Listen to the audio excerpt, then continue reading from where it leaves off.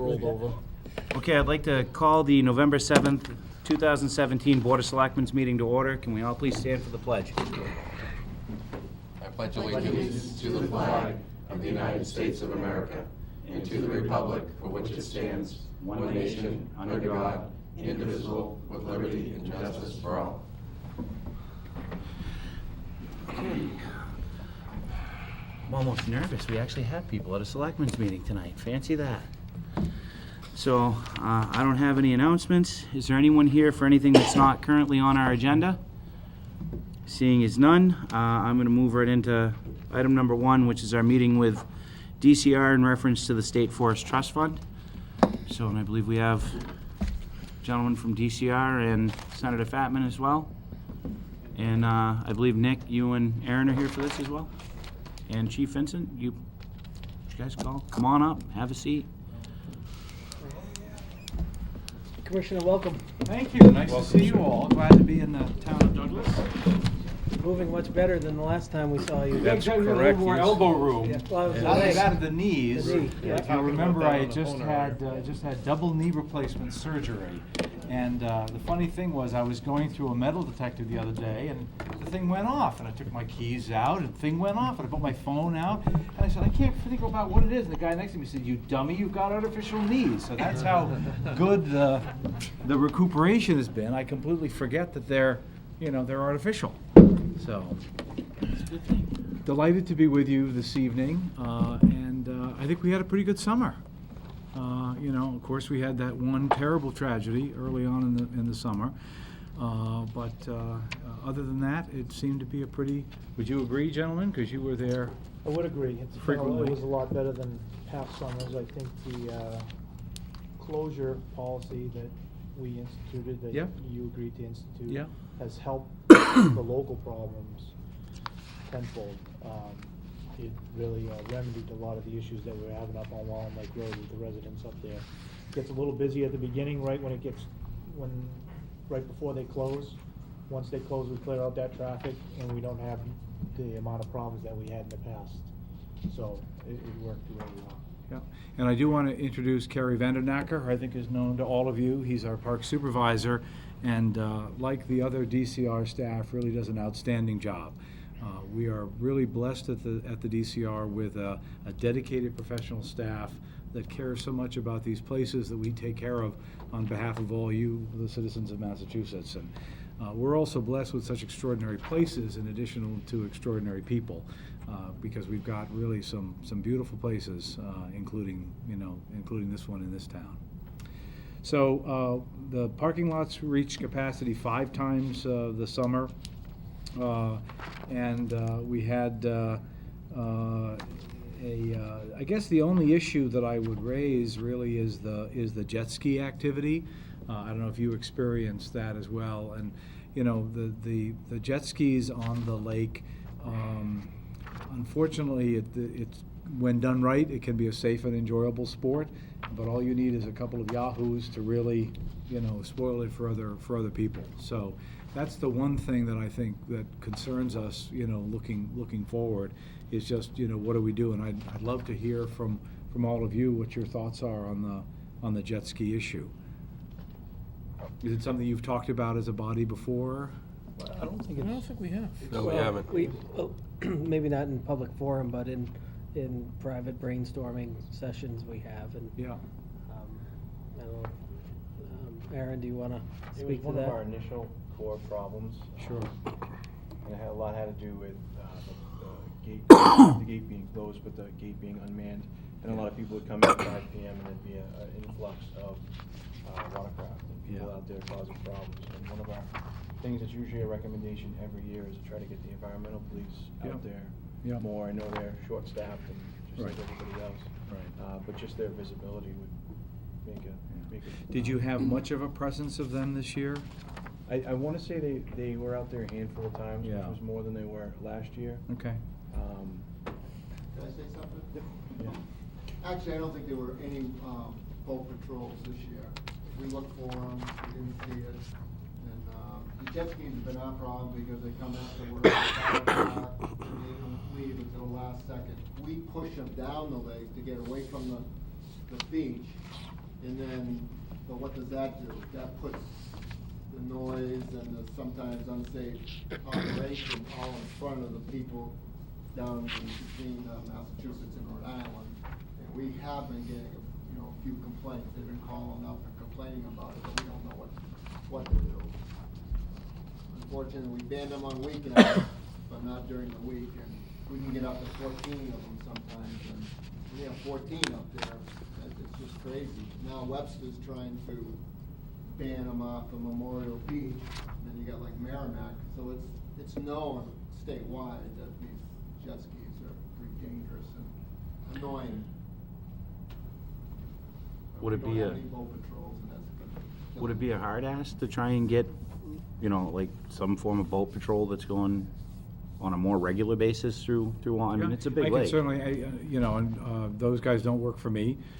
It's a sister agency within the Executive Office of Energy and Environmental Affairs, but I could certainly ask, Colonel McGinn to see if we can try to step that up a little bit. I think, targeted enforcement does help if they see a presence there and occasionally get an EPO boat on the water, or even an EPO jet ski alongside them just to kind of calm them down. So that's certainly an ask I can make. That's an ask that I can make as well, and I know Representative McKenna's office will do too. We had a situation on DC, a state-owned property with conjunction of the town of Sutton recently that had some bad public safety occurrences, and I called Colonel McGinn, and within the few days, they had a presence down there. Residents said that they saw several people, several EPOs doing a patrol. So happy to make that request for this upcoming summer. Okay, good. That would be great, because I know in the beginning of this year, we had spoken about it with the environmental police, about trying to get out there, but still, you could, any help would be greatly appreciated. Yep. If I recall, one of the issues is the jet skiers know that you can see them from the shore, but you can't do a damn thing about it. Right. Right, so at one point we had talked about a boat down there, where we could at least hop in it, and float around and temper things and. I believe it's kept at DCR though, or was that with you, Last Kerry? year they had it at Douglas, but this year they didn't have the boat Right. at all. Okay. Yeah, I think in the past we pre-positioned something there. We could certainly look at that again too. We did have a jet ski crash down there in summer of 2011. Mm-hmm. And it was significant. The gentleman actually had a head injury and went to UMass, so. Yeah. It has been an issue, and that's where we took an initiative with the police department, the police association, to have a boat stationed at the fire station too, so we can get out there and deploy resources, because we actually, was a civilian boat that actually pulled them out of the water, so. Yeah. We really don't wanna just rely on civilian boats Yep. to do your rescues, so. Yep. Those boats are available, and those are the boats that were deployed this past summer at the other incident. Okay.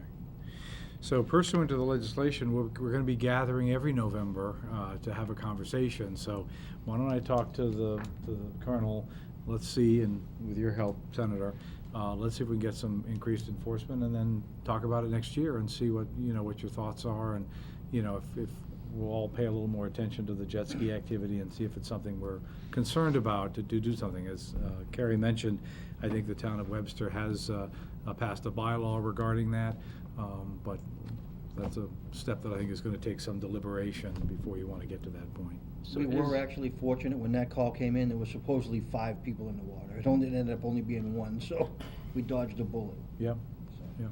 So has there been any further talk through DCR about kind of expanding on the delta between mass resident versus non-mass resident admission fees into DCR facilities? So we did do that this year. There was a previous increase in fees passed by the prior administration, Yep. and we've been slow to implement that. But the fee did go up for out-of-staters by $5, Mhm. the parking fee starting this season. So, I know that's something that we talked about in your office before, to really appreciating the range of visitor that comes to this particular park. the in-state versus out-of-state, that, that increase, might help. So that was instituted. I don't know, Carrie, did we see a decline in attendance? Well, this year only because of the weather. We had Right. a very wet June to early July, so Right. we had 2,000 tickets less this year Yeah. than the last two. Yeah, I think we're very, very weather dependent, Yeah. 44% of our day tickets are from Rhode Island, from out of state. One of the things you asked in the letter of invitation to me was a little bit about the forest health. So let me share with you a little bit. I think, as we all know, the drought last year was significant, and the combination of the drought and sort of the 3-year gypsy moth cycle. Last year we were in year 2 of our typical 3-year cycle. Last summer was pretty tough on the trees. The forest at Douglas is mostly an oak pine mix. So there was fairly heavy deforestation. I know I was in some sections of our Massachusetts forests, and it would be a clear day and it would sound like raining. You probably have all experienced that, and it's a very unsettling experience once you realize what it is that you're hearing. So it was the gypsy moths that did it. Fortunately, as we all know, this year, 2017, with that wet spring that Carrie was talking about, a better soil moisture, that helped this fungus that actually goes against the gypsy moth caterpillar. So the fungus really infected and killed the gypsy moth larvae before they turned into adult moths. So that really brought things down. And as I said, we're kind of at the end of our cycle. So we're hopeful for a better year next year. So I think, generally speaking, the forest health is good. The trees can survive a number of years of defoliation, but I think now we're at the end of that cycle, so hopefully we'll get the next few years for the trees to recover. But generally speaking, our forest is in pretty good shape. The other thing you asked about is a favorite topic. What about the money? So, your Right at you, Gene. your He doesn't even know me. I'm a good judge of people. I didn't even introduce myself. I'm a good judge of people. I see the pile in front of you. It's a tip-off. So your legislative delegation in 2015, as you know, passed a bill sponsored by Senator Fatman to impose this surcharge, which we have been collecting since fiscal 2016. We, in fiscal 16, collected a little over $11,000. In 17, nearly $13,000. And year-to-date in fiscal 18, again, we do have some May and June coming up in 18, but so far year-to-date is $7,508. So a total balance have been put into the Douglas State Park Trust to date is $31,473.83. There have been no withdrawals from the trust. So we're here to talk about the trust and what your thoughts are about it. I'll start by saying that everybody's budgets are tough. Municipal budgets are tough. State budgets are tough. One of the nice thing about this trust is obviously it continues to build with that dollar surcharge until we collectively decide to take something out. So the nice thing is that if we allow this trust to build up to a good level, then it would enable the town to get something that might be difficult to get through town meeting, a new ambulance, a gator, a boat, a capital expenditure that might be difficult. I think the dynamic tension with trusts like this, and we manage lots of trusts around the state for various facilities. On the one hand, you like that annual operating support, but on the other hand, it's nice to build up a fund so that then you do have a pot of money if you do need to make a capital expenditure. So I'm open. I have no other than a slight bias for building up these funds until you need it for something that you need it for. I'm completely open to, a discussion about how, you'd like to request the use of this, whether it's a little bit of annual operating, no annual operating. If you have something that, you think the town needs now to support the public safety and the park activities there. Again, I have no prejudgment here. I'm open to hearing from the town as to what your needs and thoughts are. I'd probably defer to those three gentlemen as to what they feel their needs would be. They're the closest to it. Okay? Don't everyone go first. Easy, Well, guys. Prior to putting you guys on the spot, just help me understand the checks and balance with this. My understanding is we had somewhat autonomy in how we would expend those funds. And it sounds I like. believe it was written for public safety, though. It was pretty specific on that side of it, as I recall. So when Joe and I put this together, the first rendition of it was to try to be as broad as possible with the idea of flexibility, but the understanding that it was meant for public safety because the state has a drain on the town of Douglas for public safety resources. And at that time, I had spoken with Chief Foley, and he was talking about communication equipment and various public safety capital needs. And so the purpose was to create a sustained revenue source for specific to the town of Douglas that wouldn't go away. Perhaps that could be increased over the course of time, and more purposely, what we've had success in the past is getting earmarked money for the town of Douglas with regards to budgetary items. And our thought was, if we create this trust fund, we actually have a specific spot to put the money where we know it would be for the town of Douglas, as opposed to, perhaps in a larger umbrella. Over and above gate revenue? Correct, yes. So the purpose is to be used for the long-term preservation, maintenance, nourishment, and the public safety of Douglas State Forest in the town of Douglas. Funds deposited therein sort of sit there until they're dispersed. The legislation goes on to say that, the thinking of the expenditures is for public safety.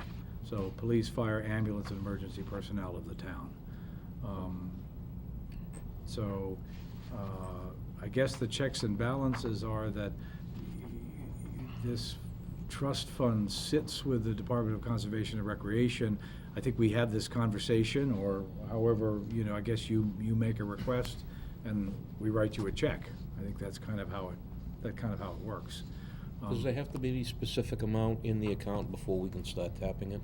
Not that I'm aware of. It's not in the legislation as written. Yeah, no, and the other thing, just to build upon this idea that I kind of presented, was, you may recall, we had an earmark for $165,000 for the town of Douglas, and we got that in fiscal year 2015, but it happened at the very end. The actual distribution of the money happened at the very end of that fiscal year. And so part of the reason was there's a lot of money being dispersed throughout state government, and if you don't get first bite at that apple, sometimes you're put on a lower pecking order. We thought if we put it specifically into this account, then that would help, a more rapid distribution of funds in the future. I would say the check and balance is, if you said, gee, we need some more books for the library, we'd like, as worthy a cause as that might be, it's not consistent with the legislation. So I guess the only check and balance is. Sure. Has to be within scope. Yeah, right. And I think that's the conversation. But as I said at the outset, I'm here to have a discussion with you as to how you think you'd like it. If you want a certain amount each year, because clearly, there are public safety expenses at the forest and at the lake every summer. That's a burden on the taxpayers of Douglas, for sure. On the other hand, it's nice to have this fund that you could build up and then have a pot that could be used for something, more significant, or some combination thereof. It's really however you think you want to use this source of it. I very much appreciate the partnership that we at the DCR have with the town. The state government can't do it alone anymore. You can't do it alone.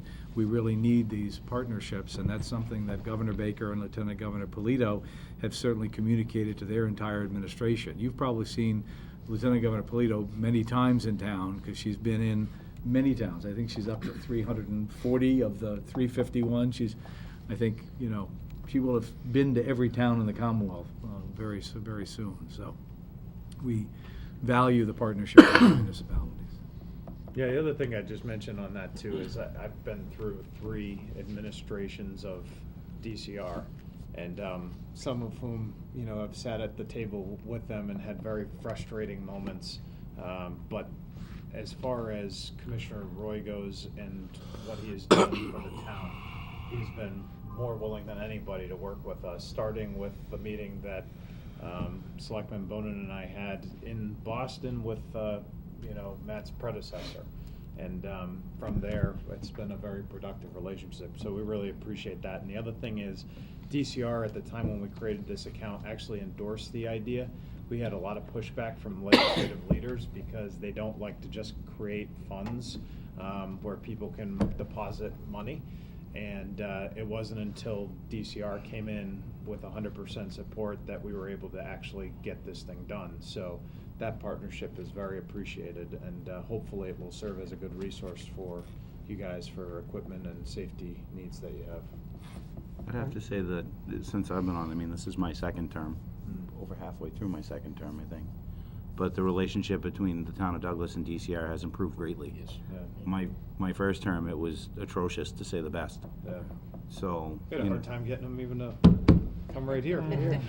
I think it was Worcester Telegram and Gazette article of I'll park a fire truck down at the end of the road before we finally got their attention. So I'm glad to see that there's actually a willingness to actually do business with the town of Douglas. And these gentlemen have been speaking pretty loud, and it's nice to know that there's some ears that are listening finally. So I appreciate it. The other thing that DCR does a lot of things that people don't realize. I kind of refer to ourselves as the Commonwealth's attic. Anything that Commonwealth doesn't know what to do with it, give it to DCR, they'll figure out how to do it. One of the programs we do is the Federal Excess Property Program. So what we do is manage on behalf of the state federal excess property. So, there's lots of federal excess property, and we sort of are the broker for that. So if you have a specific need for a piece of equipment, let us know, and we can sort of scour the surplus, federal sources, because it generally comes at a good price. So often we just have to transport it. Sometimes equipment needs to be modified for your purposes. But generally speaking, it's it's a good way to get. I don't know. Have you ever Actually, received we anything? have a tanker that we got. It's a 5-ton, and we just put a tank on. We got a tank from Miles Standish. Yeah, great. It's been a project that's coming to a conclusion. Yeah. But that it's a resource that gives us another 1,200 gallons of water. Yeah. When we have wildland fires. Sure. Perfect. I don't know about you gentlemen. I particularly feel strongly about communications, and I think that emergency management's sort of been overlooked. We've had a number of incidents over the past years where it's been multi-agency searches that take 4 or 5 hours, and air wings flying over, and ATVs and things like that. And I think that if there's a way that we can make those type of events better, we use a lot of district resources out of District 7. Most of these take, some of these 2 hours, dive teams, things like that. When we had an incident where we had a couple of 12-year-olds that were missing. Okay, they've been gone for 90 minutes, nobody's seen them. We can't guarantee they're not in the water. So we activate a dive team, and they were actually found by the dive team as they would patrol the shore and called out. And so we've had that situation a couple of times. We've extricated people out from dirt bike accidents. Again, labor-intensive getting in and getting out, trying to locate people who are lost. We have that happen all the time. And I don't know. I know we've talked about drones and things like that. I think those type of things are things that we could talk about at some point, because you don't always have a state police air wing close by. Right. And it takes a while to deploy it. It takes a while to get state police out for an incident. Yet we do have firefighters. We've underutilized maybe the CERT team and emergency management, things like that. So I think there's ways that we can work around that and make things work better. I'm going to agree with the chief that there are some internal protocols that we can probably adjust going forward. But we've had 6 major incidents beginning calendar 2014 through the present, that involve search and rescue efforts. And the total time from the receipt of the call to mobilization of appropriate assets can take an hour or more. So the two things that we've sort of focused our internal conversation upon are what the radio geeks call a voting system, which is a small portable radio setup to get us through those blackout zones in the forest. So if we need to find GPS coordinates and communicate with people who are lost with a cell phone, we'll be able to actually communicate and get the information from them. It's not an expensive piece of equipment, and it's a small local portable radio system. And we also talked about a drone. Drones have come down in expense a great deal, and they can be equipped with both standard camera and thermal imaging camera, as well as GPS recording device. So in terms of locating people and being able to keep an eye on a fire, God forbid, one ever start in the woods, it's a big area. And so being very precise about where it is, what direction it's moving, what's involved, is something that you could do from the air with the properly trained drone pilot that would take hours to accomplish from the field. So even looking at the sort of what I call it the Cadillac package, which is a fully equipped EMS drone with all of the FAA training involved, the whole thing is about a $20,000 outlay. That would also be an asset to the region because you have other forests, other parks in this general area. So that's what we talked about, because when we look back through these reports from past incidents, the town, frankly, we had one drowning, and that's a horrible thing to happen to that family, and we all know that. But for the rest of those incidents, the town has been very, very fortunate. People have been lost in the woods or in the water, and they've been located. But there's been a reliance upon civilian boats.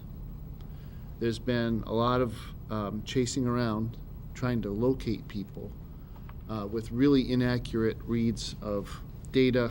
Poorly transcribed GPS data can send you off in the wrong direction. So there's a couple of times when we look through this and say, you know what? Before we mobilize all of this equipment, if we had somebody properly trained with a drone, we could find that person, get the right equipment there, and not have to activate everybody from here to Oxford to get moving.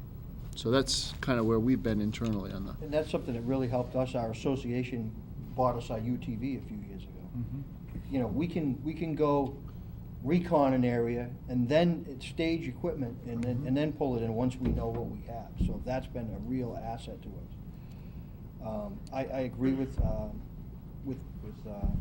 Matt on the drone type of situation. Again, we've had, and the other thing is, even Aaron worked in 2001. We had a 600-acre fire, and that's history. It's a fact. It's documented. We both know there's a lot of fire load on the forest floor over the past few years. It's very dry. It's a matter of time before we have an issue. So something like that can help us. Yeah, Was that fire? 2001 was 600 acres. A jetliner flying over from Providence actually spotted the fire. So, and we searched for it for a while. And again, that's before UTVs. It's all footwork. And the thing about hikers is when do they call us? When it's getting dark and they're lost. Right. Now it's like, okay, Off the trail, off the beaten path. get out the maps and start getting refamiliar with. That's how my arm got hurt. If you remember, we're checking trails, just getting ready for 4th of July, and getting refamiliarized with the trails, because we know during the summer we get people that become lost, and they call us when it's starting to get dark. So. And just to return to the forest health point for a second, we'd like to have a running dialogue with you this year as we get to leaf out and we see where the damage really is, because there may be some whole stretches that are, and I don't know what sort of remediation plans or fire access or prevention types of forestry management you have available to you, but we certainly want to, if conditions were to deteriorate, we want to have that active conversation, because we don't have the very best access to a lot of these places in the park. So We keep an eye on the fire ponds. Yep. Those are an asset. And I gotta say, DCR's been a great, the forest fire end of it, and Kerry and his crew. So you know Chief Salino, and I do, and- has he and- been down, his guys who were training with your guys? But we haven't really trained with them as of recent, but, I mean, they're out clearing trails. Yeah. You know, they're cutting and keeping trails as accessible as possible. Right. And, you know, they've deployed and worked fires with us too, Yeah, so yeah. they're an asset as far as that. So to answer your question, we, the Bureau of Forest Fire Control is within the DCR. We employ some 84, forest firefighters in season. We maintain the network of fire towers around the Commonwealth. Those fire towers are not generally manned. They're only manned under certain circumstances that warrant having them up there. We're one of the last states that still maintains a network of fire towers, and there are many states who gave up their fire towers who regret that, because Those fire towers they're a godsend. they are absolutely for triangulation on fires. Some states have gone to aerial reconnaissance, and it just doesn't work the same way to manage a fire from eyes in the sky the way we do it with the fire towers. So we do have. I apologize, I have to run and get on the road for another commitment that I have, so I have to bow out. But anything that I can do to be helpful, please let me know. And I know Lori's gonna take appropriate notes, and we're gonna. Laurie and I will close the loop with you. Perfect. Thank you, Senator, for being here. Thank you, Senator. Hey, Ryan. One of the things that we do in our forests across the Commonwealth is manage the fuel load. We do have a program of control burns when conditions are right, around the state to reduce that fuel load. We also have systems of cutting brakes and, those types of things. So I'll certainly have the chief come down. Would that be possible, one of the controlled burns at some point? I did attend one down Yep, on the Cape. Yep. In Miles Standish, Yep. probably 4 or 5 years ago. 100 Yep. acres we burned off in a day, Yeah, so. yeah. It was, It's something it's something we definitely use for fuel load reduction and also for habitat improvement. I mean, there are things that we can do that improve wildlife habitat through the judicious use of fire. So I can certainly have the chief come and cruise the forest and determine where we are on fuel loads. The one thing about, obviously, we've been monitoring the change in drone technology and all of that. It is a bit of a process to get staff appropriately trained, FAA certified, and all that stuff. So you're right, the cost of the equipment's come down, but having the personnel that's adequately trained and licensed and on duty that day when you need them, that's the sort of the challenge with it. As an agency up until this point, we've been using contractors for that because they have the equipment, they have the training, and it's much, we found that up until this point to be more cost effective for us when we do use drones. But for emergency response, nothing beats having your own staff and equipment available. Reaction from the board on the drone idea? Is there other priorities that? No, it sounds like a good idea. It was good. Yeah, we talked about larger scale. Obviously, the communications is larger scale, the drone's larger scale. We talked about smaller scale stuff, like overtime money, putting a 2-man car up on Wallam Lake Road, busy days that the park is full or nice weather. Instead of just having those 2 guys on duty, now we have a 2-man car where you can have a full-time guy on 8 hours overtime and a part-time guy for literally short money. You got somebody up there who's committed to the Wallam Lake Road area, can handle all the, if there are traffic complaints, quickly respond to the park. If they have to be first responders, there's 2 of them, so it doesn't tie up the whole department of the other 2 cruisers that are on duty at the time. So that's a smaller scale thing that we can do, and think about. Yeah. No, I mean, it does. I mean, the usual rotation that's on, if both of you guys are up at Wallam Lake, it's kind of leaving the Right, rest it of would the make town sense, because exposed. if there's just 2 guys on and there's an incident up there, we're both going, so that leaves the town short. We have to call for mutual aid. At least we're going till we can get the SP up there. But if you're able to, have that extra money, you can put a 2-man car up there with a part-timer and a full-timer, and you got somebody right up in that area, quick response, and can handle the issues up there, be dedicated to that area for the 8 hours or 12 hours, whatever it may be, and the other guys can cover the town. As long as it's not Aaron in shorts, like, you can't do that. No, we don't allow that. So it's somewhere between $7,500 and $10,000 a year is the pot that we're playing with here. So I don't know if it's, there is a balance in the fund, so you could have a major expenditure if it's 20,000 is the number for the drone package. I don't know what you think a seasonal number would be to cover the OT. Yeah, we'd have to do figures, but for something like that on the busy days and the weekends, depending on the weather and, what's forecasted, Yeah. I mean, you're talking $3,000-4,000 maybe, and that's at the high point. If you've got somebody out there both weekend days and, VJ day, whatever, Yep. the busy days that are expected. I think the challenge is you have a big town and a small force. So it's, it is challenging to be where you need to be. Makes sense. I'm partial to the staffing. I think relieving the pressure on the crew that's working that day so they can service the rest of the town was really what a focus was a couple years ago.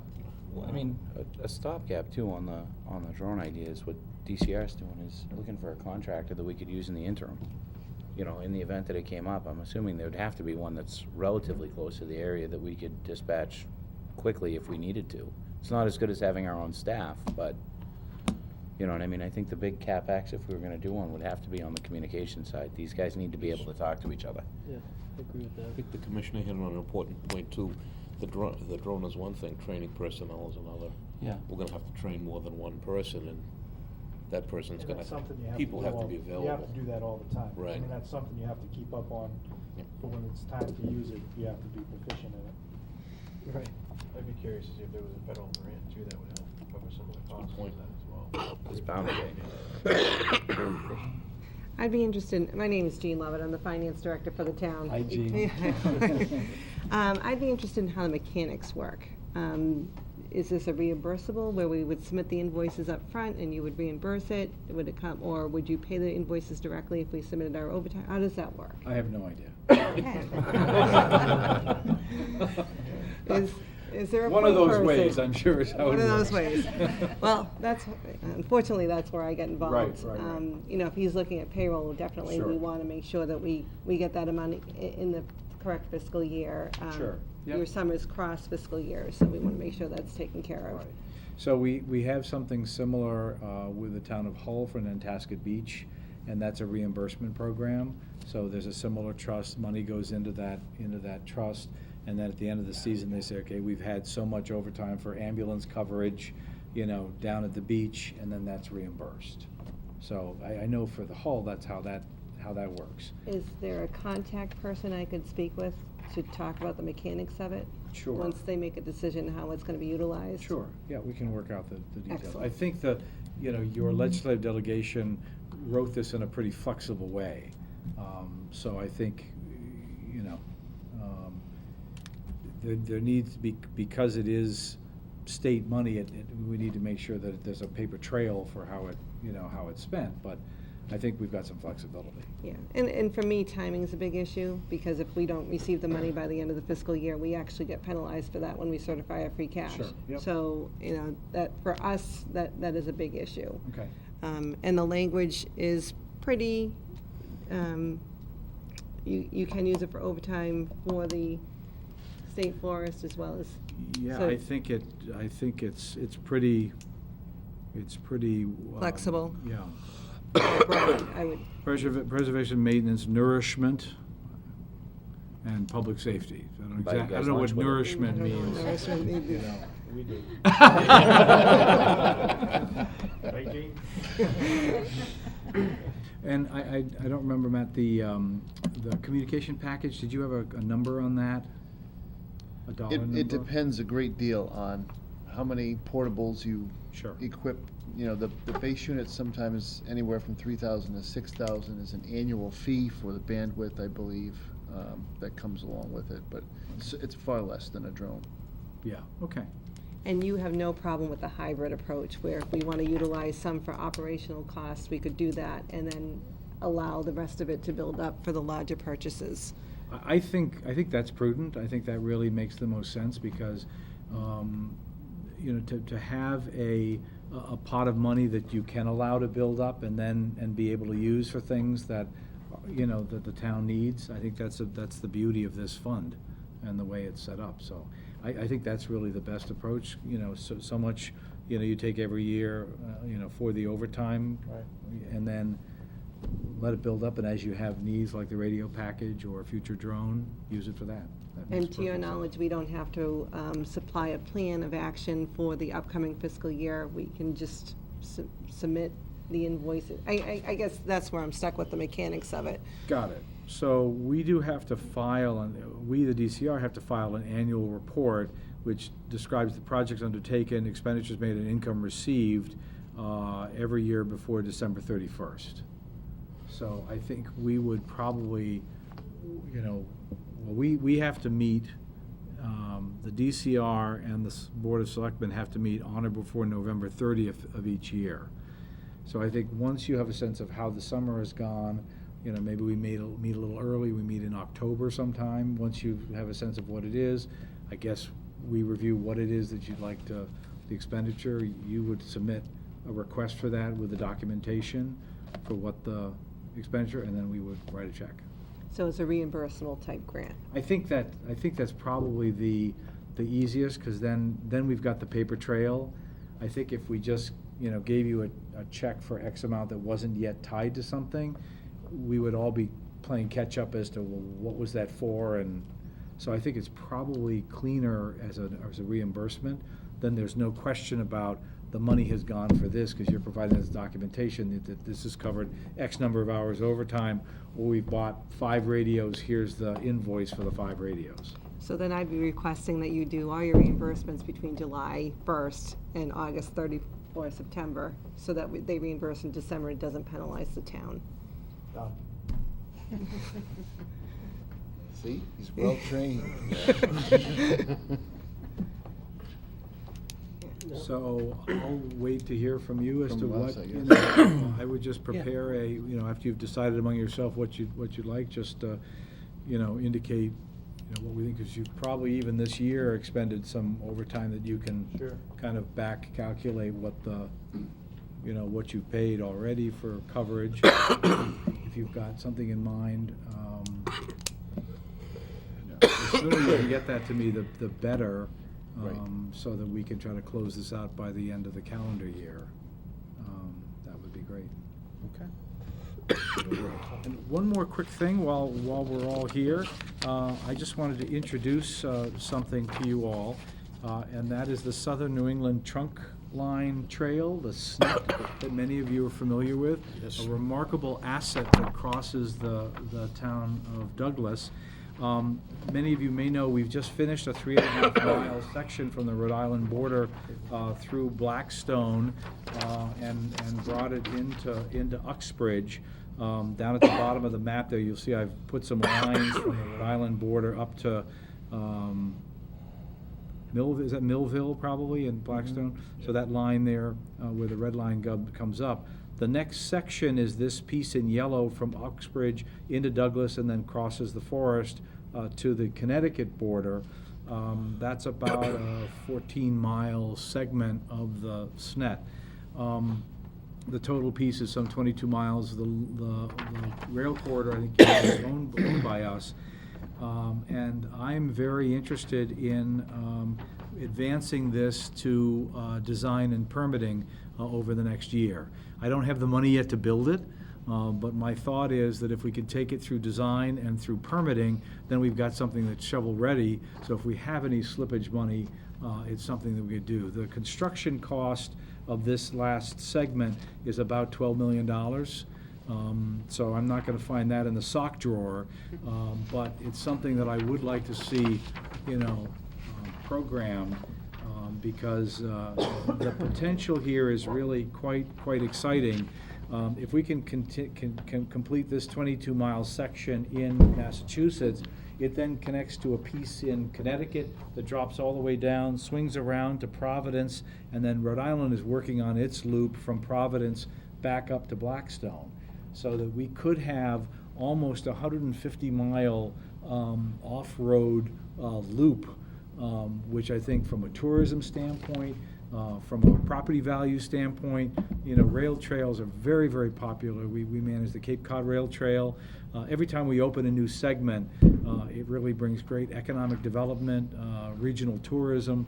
There's all kinds of great benefits. So I'm thinking of trying to advance this segment, and I wanted to bring it to your attention and see what your thoughts would be on that.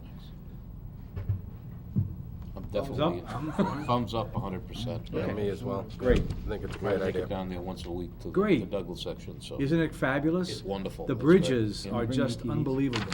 I don't believe, I don't. but- So, Should open it up to ATV traffic. No. we'll find other spots for ATV. We'll find other spots for ATV. My backyard gets boring after a while. You look for someplace else to ride. If I could just add one thing. Please. And I gotta say, it's very refreshing having you here. It's been probably 20-plus meetings over the last 7 years. It's come a long way, and I gotta give hats off to Kerry Yeah. and his staff for being so efficient, because if they weren't, DCR wouldn't be able to do half the things that they can do down there. Thinking back, talking about the overtime and the boat patrols and such, as far as taking away from the town police during busy weekends. Initially, when we started with the details, maybe going back 5 or 6 years ago, there was 16 to 24 hours, maybe a weekend, depending on Yep. how it would overlap, and they were primarily for the environmental police, state police, and then they would come to us to have extra patrols there to police the Yep. park itself. Yep. And I know a lot of those, it was suggested to the environmental police officers, if you're there that day and it's quiet, you can take your quads out to the forest patrol. If it's quiet, you need to go out in the water, bring a boat, bring a jet ski, and do Yep. those type of things. And I know last year there was cuts to those. I'm not sure if it was a cut from the year before as well, but to maybe offset some of the requests from the environmental police to fund that the way that it was initially designed to be funded would probably give them enough opportunity and manpower to be able to go back down, maybe with some hour changes depending, and give Kerry the flexibility to either add details or cancel details based on weather by himself. I think that would benefit us. We've come a long, long way. I would just hate to see us go backwards. Yeah, it's not perfect, as I think you've read in the paper, how the EPOs get deployed and their hours has changed. Their policies have changed and how they do that. I think that we have a program of getting those details filled, and sometimes it's challenging to get everybody's shorthanded. Your force is shorthanded, the state police, EPOs, everybody's shorthanded, and people can only work so much. So that we do have a challenge, not just here but statewide, in we may post a detail and just not be able to get filled even through the cascade. It goes to EPOs, state police, you guys, sheriffs. I mean, we Yeah, we have the same problem. We Sometimes we come to us, we can't fill them, we go Right. to Uxbridge, we go to another town, and that's where you run into the communication problems, because if we're down there with our cruiser, Right. we have our portable, we have the repeater in the cruiser. We have somebody else down there, we're too far away from the cruiser, you're in the woods, and you lose reception. That's where the Right. voting station system. Right, would be a help. right. So we're going to continue to do the best we can, in terms of that. We certainly want to make sure we've got the coverage. Keeping our visitors safe and our employees safe is our highest priority, is making sure that people are enjoying our state parks and forests, having a good time, but also being safe. So we'll continue to do the best we can, but we'll continue to work on that. All right, if you could, if it would be possible, if you know that there's going to be another reduction in the budget as far as what Kerry has allotted for police details down there, if we Okay. could know in advance. Okay. I think that would be good for us to gear Okay. up for the season. All right, good. Thank you. Thank you. Thank you very much for your Thank time. you. Nice to see you, and I'll look forward to, hearing from you, and a couple of years hence to be there for the ribbon cutting on the SNET extension. Wouldn't that be exciting? Yes, it would. Thank you all very Thank much. you. Have a Thank great you. evening. Thank you. Bye-bye. Bye-bye.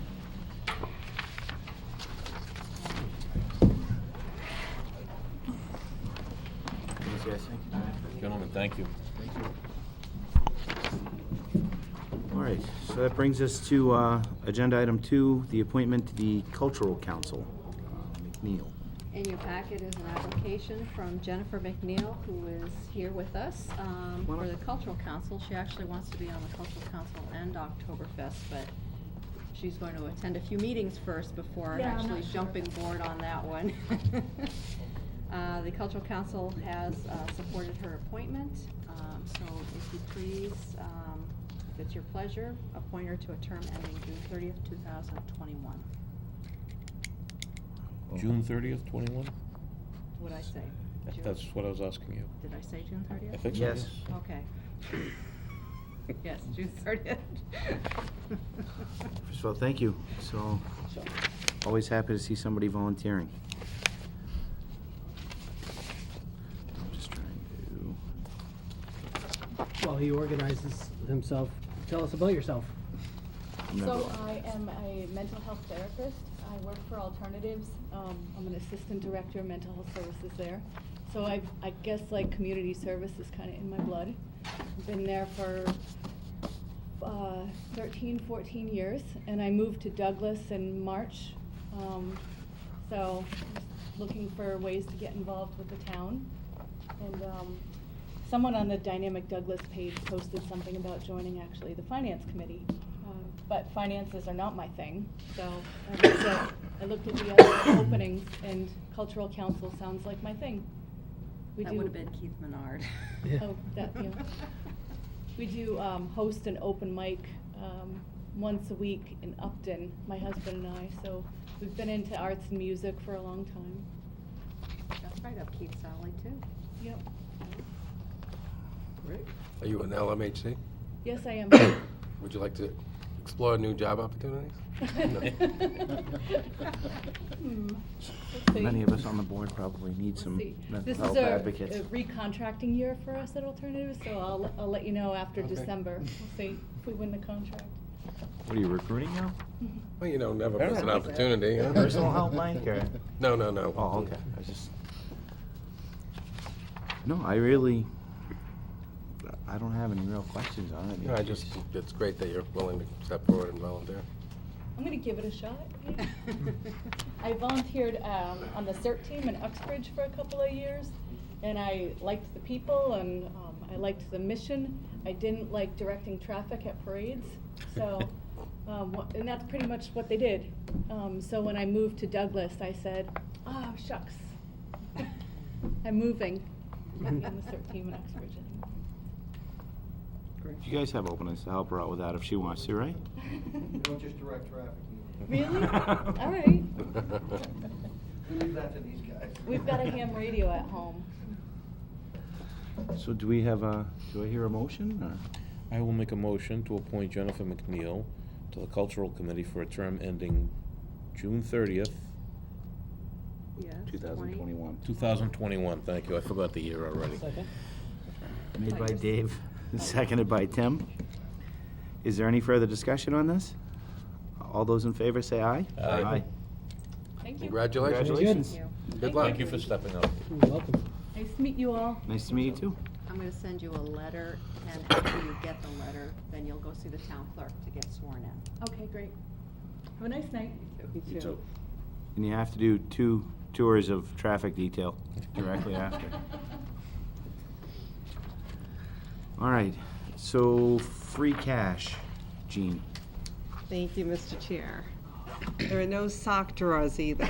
Is this a new term that's added to the prohibited term list? or- It is, it is. Exactly. Let the record reflect there is no sock drawer in Douglas. Moving on. No rabbit out of the hat, no. How about No digging on fun, the buddy. cushions of the sofa for the extra quarter? No? That's been banned a long time ago. Gene, this is the sound of me not saying anything. I do appreciate that. There's nothing that's been found. Yes. As I mentioned last night, free cash was certified. I would like to publicly thank all the departments for a successful year in close. The audit is coming to its conclusion. We are scheduled to have the exit conference the beginning of December, which is fairly early for municipal world.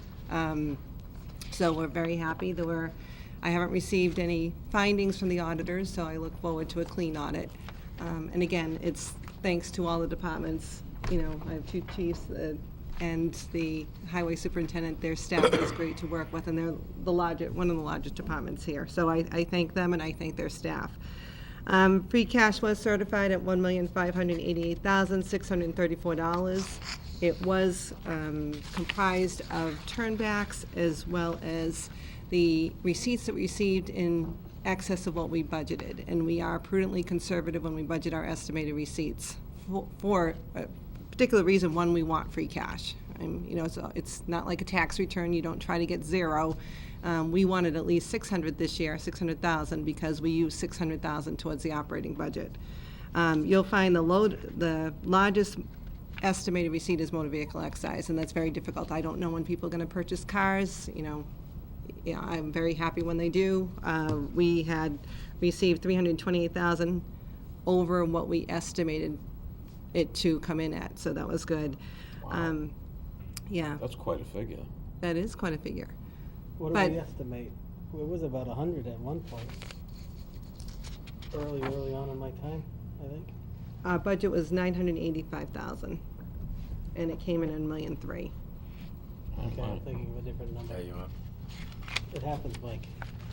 You're just pointing that out, agreeing with you. Yes, okay.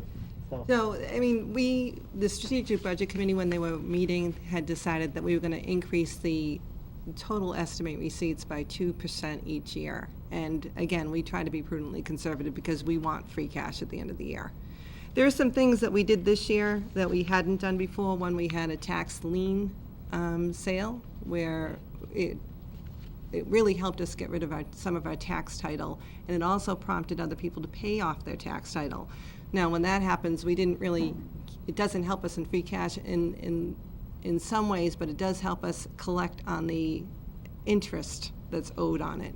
So if you looked at just the amount of interest on tax title this year, we had over $60,000, you know, because we were able to collect it because people were concerned that it was going to be bought up by another company and we weren't holding the tax title. It also helps reduce our receivable, which is also a good thing.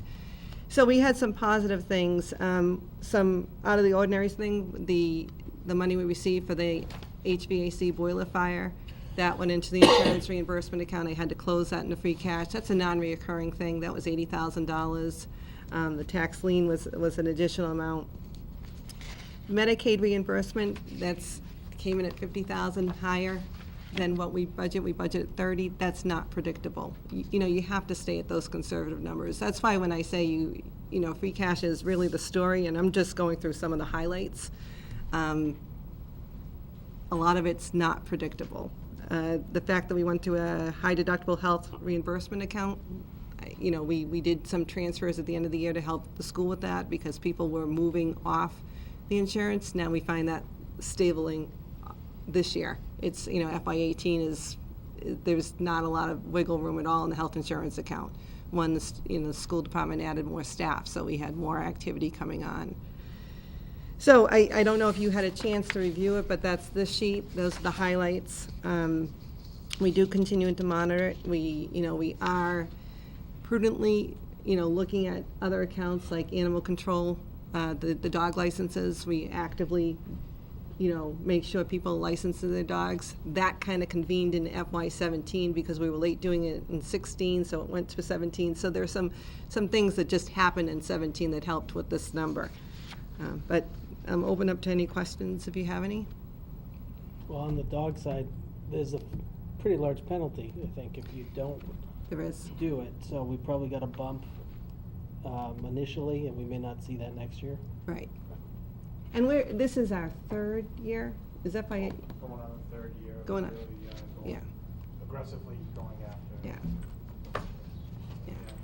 It historically, talking to other towns, once they start going after the people that don't license, it usually takes about 3 years to get everybody on track and people start licensing regularly. And I really want to thank he was the lieutenant at the time. He was a big advocate with me to if you looked at that category, we were at 15,000 every year. And, then it just, we started looking at the outstanding receivable and And it is a receivable, and we want people to be, we want them to be safe, it's a public safety issue as well, and we pay close to $24,000 for the animal control officer that we have with the regional animal control officer with Uxbridge and Mendon. So you want to at least make sure that you're recouping the amount that covers that expense. But Acting Chief Iglianico is a strong advocate with me, and I appreciate that. Any other questions on it? No? As always, you did a good job, Chief. Well, again, it's a collective group effort. If you have any questions or, I'll be happy to answer them. They come up. We're all afraid to say the wrong words. I will say that probably, I'll pick my words carefully, helps us next year in the sense that we spent 600 in operating. It helps us in many ways. One, yes, we will have the $600,000 for the FY18. It also helps us if we want to use some of this for capital. And we don't know what kind of, if you look at the Farmer's Almanac, they're predicting a tough winter. We haven't budgeted our snow and ice above the 135 for a couple of years. So I'm sure, some of it's going to go towards John's operating budget. No snow this year, right, John? So it takes some of the pressure off, I think. We still have some big numbers that are going to come in, but I think it does help take the pressure off. What I don't want to see happen is, you rely more than the $600,000 on free cash for the operating budget, because some of this is not going to happen again. So, for those one-time expenses, like the capital, we have been addressing some of our capital needs, which, we have some beautiful windows here. We did some of the roof replacements, but we still have a long way to go. So if you're looking for the metric, the financial metric, how do you summarize the financial condition of the town as a result of some of the free cash activity? It's going to show up in the balance sheet in terms of the value of the assets, because capital has been invested in, taking care of your buildings and your equipment. You're putting money aside for OPEB. So those fundamentals are being addressed. So it's not that year-to-year play in the budget is not a good place to focus on the balance sheet and see how the town is improving that way.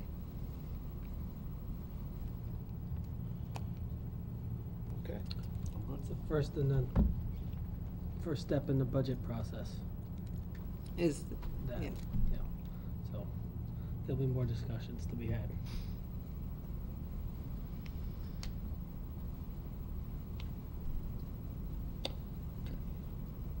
Well then, we all set? I certainly am. I am. Thank you for your hard work. Thank you very much, Gene. So this brings us to Article 4, the no solicitation bylaw, from our acting chief. Good evening, everybody. So, back in August, I believe, Mr. Wojcik and I had an opportunity to speak with one of the local residents who had a couple of issues with some door-to-door solicitors. And in our conversation, it's not out of the ordinary that when solicitors come into town, we get an uptick in calls from the residents for numerous reasons, whether it's after dark, whether they have no solicitation signs and the people come to their house anyway, whether they're rude, aggressive. And right now, the town really there's no oversight on our part. Basically, anybody can come in, we ask them to come to the police station because we're gonna get calls on it. So when we encounter them, we ask them to come, check in, but there's really nothing that we can do to force them to do that. So we started looking at Mr. Rogers, the resident, I think he was before your board before. Mm-hmm. He brought to light the bylaw that the town of Bellingham had, and we reviewed that. This is not something, if you're interested to do, that we have to reinvent the wheel. I mean, I think, looked at Bellingham's, it's very, clear and upfront. It gives us the opportunity to do some oversight, some background checks, it's an application process, and also gives the residents an opportunity to sign up for a no solicitation registry, which You know, we'd have to meet with the town clerk and figure out who's gonna solidify that, but, you know, when someone comes in to register and applies to be a door-to-door solicitor, they get their permit, they also get a list of the people who registered not wanting solicitors at their residence, so they're on the list, so they get their permit, but they also get the list of residents not to go to. And if they do, there's some action that we can take. We can cite them, we can revoke their license. It's just a matter of taking a look at this bylaw that's already in effect in Bellingham and tweaking it to the way we want to do it in the town of Douglas. But it's certainly something that I would support, the police department would support. Like I said, since the solar panels started making their way, solar panel companies came in, I mean, that was big. I mean, summertime, they're out there, they're really pushing hard. Sometimes we get these groups from out of state, someone drives in with a rented van, and 15 people jump out and they're selling magazines all over town. So now we're chasing calls. You know, we don't know who's in town, we don't know where they are, we don't know if this is something different than just a solicitor.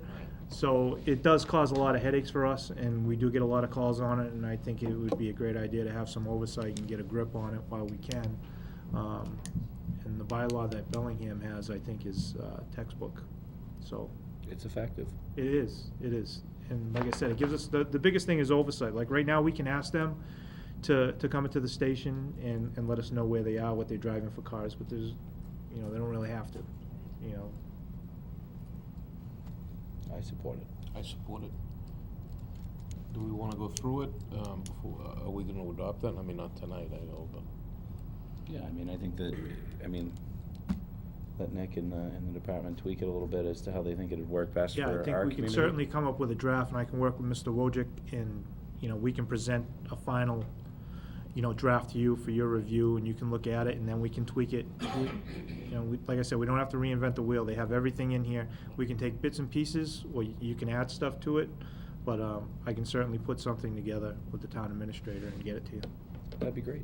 I support it. Is there a fee that we can ding? Yeah, there is one in this one. It's a $35 application fee. So, you know, again, that would be up to your purview whether you want to keep that at that or increase it or decrease it, however you want. I'll probably, I mean, when we draft it, I'm sure Mr. Wojcik will have an idea of what he wants to initiate. Well, I think a fee would actually weed out a lot of the, like, they just drift through town. To Like be honest with you, I think that the whole process, once we come up with it and it passes and we put it on the website, and when they come into the police station and we give them the pamphlet with what the process is, I think it's gonna dwindle a lot of it. And you bigger companies might do it, your legit people might do it, but the fly-by-night guys that are coming in just selling magazines, I think you're gonna deter a lot of that. And there's a waiting period too. There's an application period, so they gotta apply, pay for the fee, get approved, so there's a process. So this would not apply to a Girl Scout that wants to go along her neighborhood knocking on the door to sell Girl Scout cookies? No. It's more of the companies that come in. I mean, You'll still get your cookies, Mike. I just want to make sure Why that. do you hate it's the like Girl the Boy I didn't Scouts. say I hated them, Little League, I don't think we're gonna make them fill out the application and, No, Bellingham's, Comcast operates out of Bellingham, Yeah. and their solicitation policy is pretty serious. We got dinged a couple of times on it. yeah, and I spoke to the chief over there, and he said it's well worth, you know, he has one officer, command staff officer over there who oversees the permit application, and he says it's worked out for them. He's happy with it. Good. I think we should move forward. Yes. Agreed? I think that will fly through town meeting. Yeah, Mm. as long as you make it clear that Mr. Hughes gets his Girl Scout cookies. Right. He gets very upset about that. Thanks, Good idea. So we don't need to do any motions or anything on that. I don't think so, no. If you're gonna develop a Okay, policy. yeah, we'll work on it and discuss it in the future. Thank you. Thank you. Thanks. All right, so item 5, we're gonna pass over, because that kind of fell apart anyway. And it brings us to item number 6, which is one of my least favorite things to discuss. is the BVT letter for the FY19 enrollment assessment.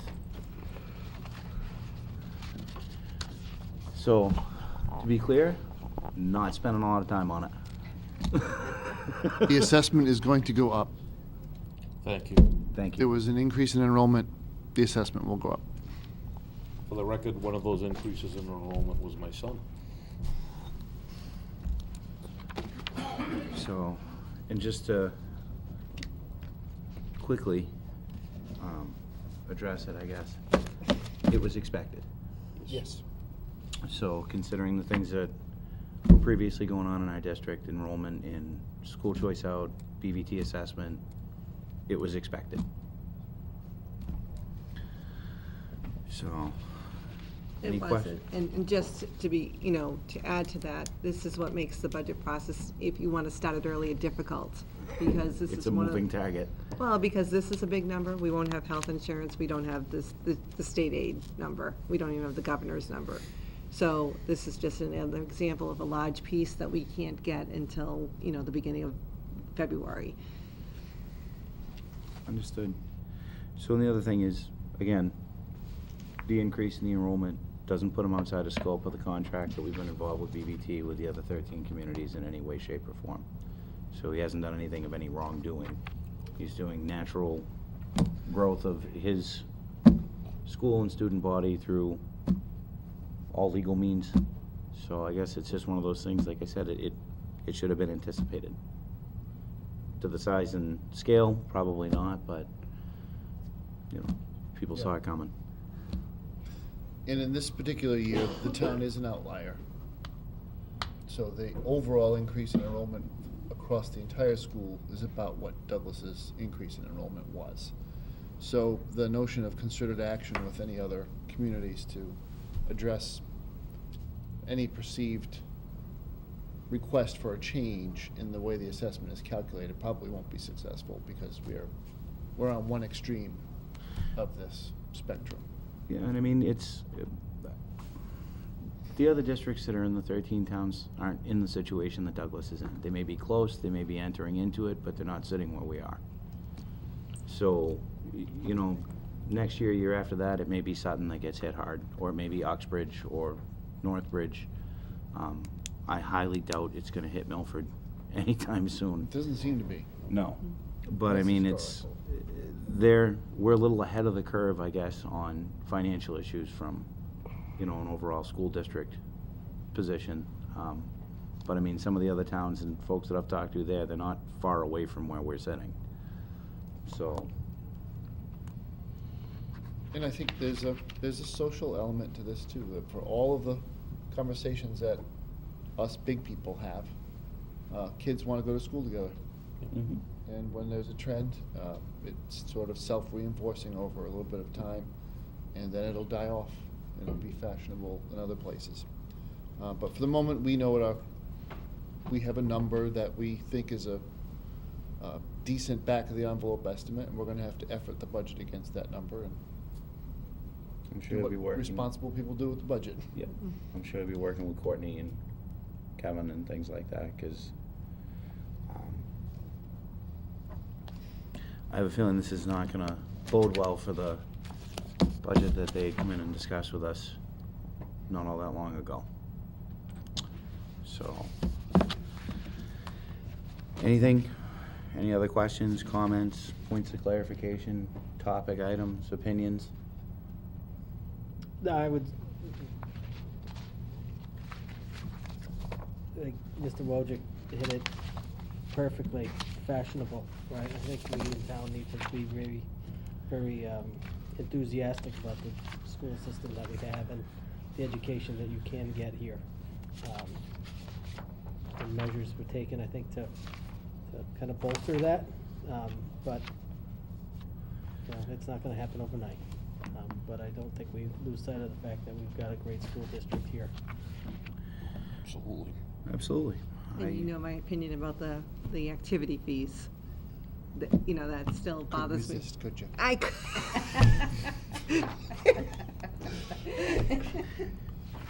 That's what he's talking about. At some point in time, Not I'm having gonna, to do.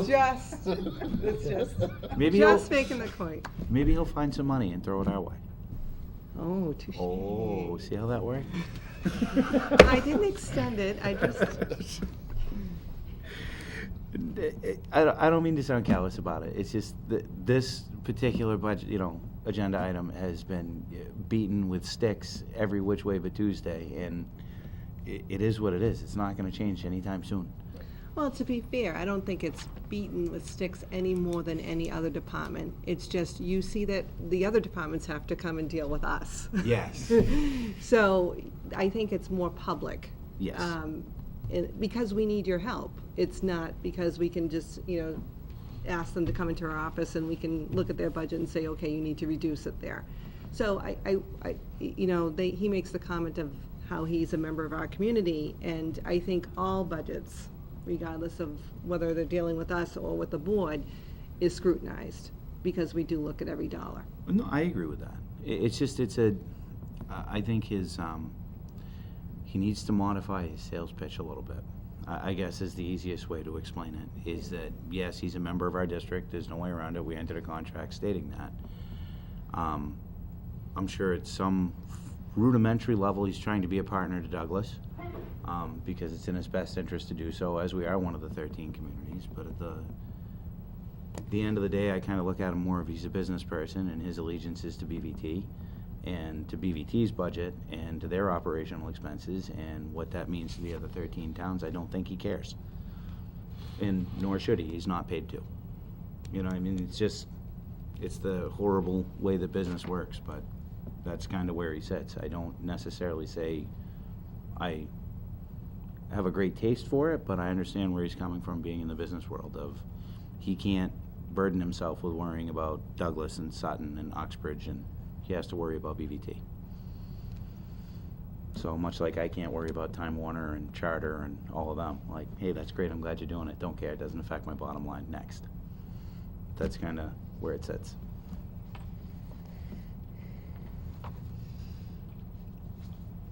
All right, well, that was fun. Moving on to the MIAA grant program. Mr. Chairman, this is by way of notice to the board. We're trying to go all in at anything that Maya, which is our insurance pass-through entity, if you will, everything they offer us. So we get some breaks for attending their training sessions on our rates. They also offer a grant program. The grant deadline was November 2nd.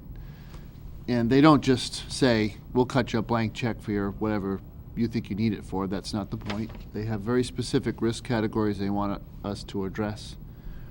And there's a list there on the back of the document that was provided in your backup. We had 2 departments come forward, and we supported both applications with signature. One is the school department for cameras and panic buttons for the schools. Now, I did an extensive tour of the school buildings with the superintendent. This was a very well thought out grant application. It's a necessary thing. I'm not going to go into great detail about the design of the school buildings, but there are issues where additional monitoring and panic button facility would be useful. We also applied through the Community Development Department for operational support for an operations and maintenance plan for our stormwater management system, our catch basins. That's an essential part of future funding for all of those grants that may arise from the extension of the stormwater management regulations to the town. Now, if you're following this whole thing, it's very technical. It's all the MS4, it's all the federal stuff. But the legislature has decided to put this off for a year, so we've got a little bit of a reprieve. There are groups, of course, that are suing for the lack of activity, but coming down the pipe there, no pun intended, there is this high likelihood that we're going to have this plan anyway. Maya read through our letter of intent and felt this would be a qualified activity for their grant program, so we also submitted that application as well. So if we get either one or both, there'd be $10,000 maximum. Their language is a little bit confusing. They said municipal entities. So we figure we've got two, a school department and a municipality. Would probably assume the same. That's how we got to that. It was real scientific. We'll find out. We'll find out, yeah. I like the thought process, though. Well, that, good. The process of the application itself does not seem too cumbersome. Oh, that's pretty streamlined. So we have many municipal entities. Right, we could go for days. There's That's 3 great. more in the room.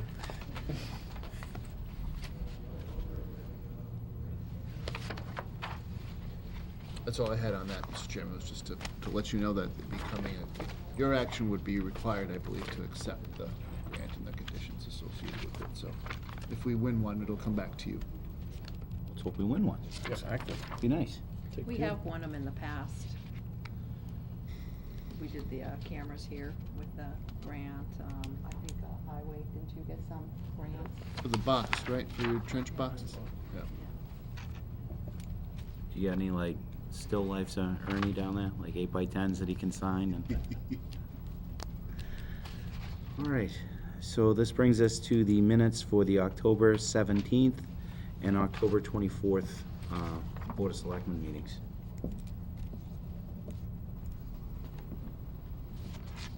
I move that we approve the October 17th, 2017 meeting minutes. Second.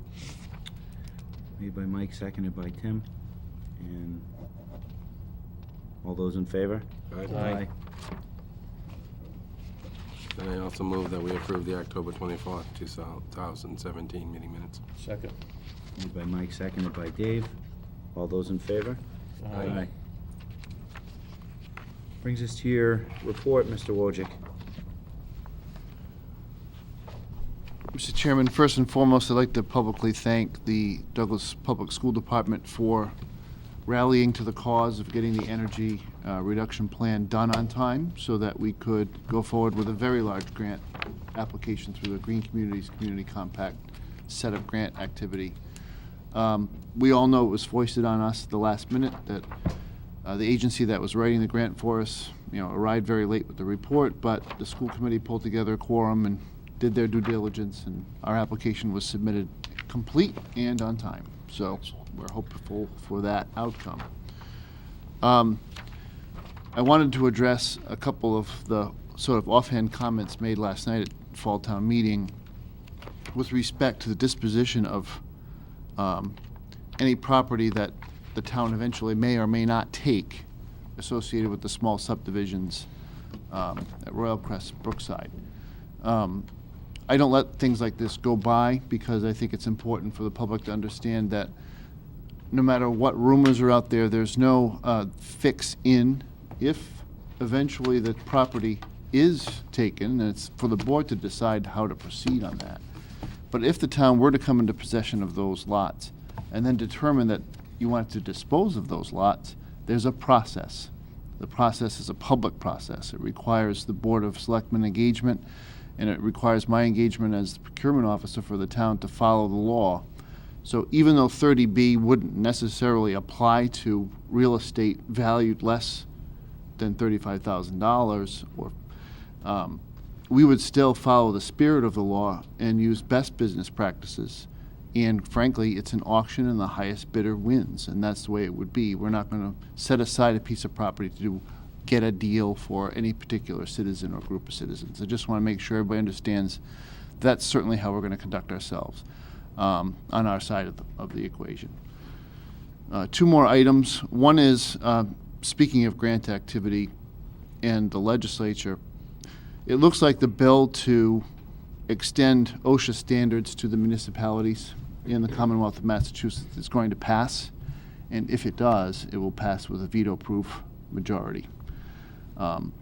Our legislative delegation, Representative McKenna in particular, has been very energetic in trying to identify sources of money that we could tap into to train our people so that we would be compliant in advance of that law actually taking effect. So there's some standard OSHA training packages out there, the 10-hour training, the 30-hour training.